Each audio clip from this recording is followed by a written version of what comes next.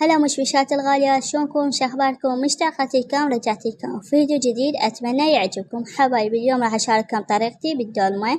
بنات عندي هنا بصل حجم وسط راسين ثرمته ناعم، ويا ربع باقة كرفس ثرمته ناعم، وطماطيات 2 حجم وسط ثرمته ناعم، ويا صدر دجاج وتمن نقعته وغاسلته قبل لا أبلش بالثرم، وقلاص واحد، ومعجون 5 خواشيك حطيت. يعني بنات احنا نحب الدولمة يصير لونها أحمر حيل بنات، وهاي المعجونة أنا مسويتها شي تستاهل مسويتها، لأن حتى بعدها حارة بعدها يعني ما صايرة باردة. خليت وياها دبس الرمان ولمن دوزي وملح ودارسين وكزبرة وحبة حلوة وبهارات الدولمة بنات، وبلشت دمجتهن هاي المكونات كلهن وبديت ألفن بالدولمة.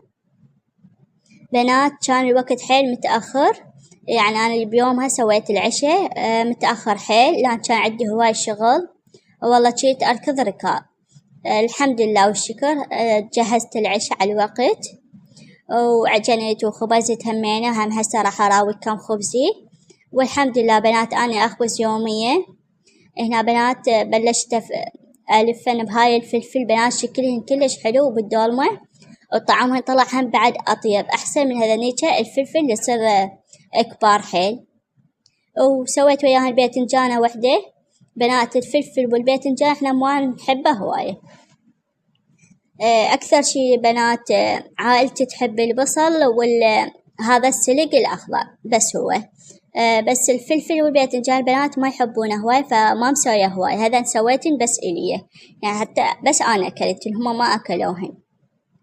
أكثر شي يحبونه البصل ويا السلق، هاي هي ويا الدولمة، فأنا دائما أسوي بس بصل وسلق، بس هالمرة خليت وياه فلفل أو باذنجان. وشوفوا البنات شكلها وطعمها بعد طلع أحلى من شكلها، والحمد لله والشكر. وهذا خبزي كان هذا اليوم.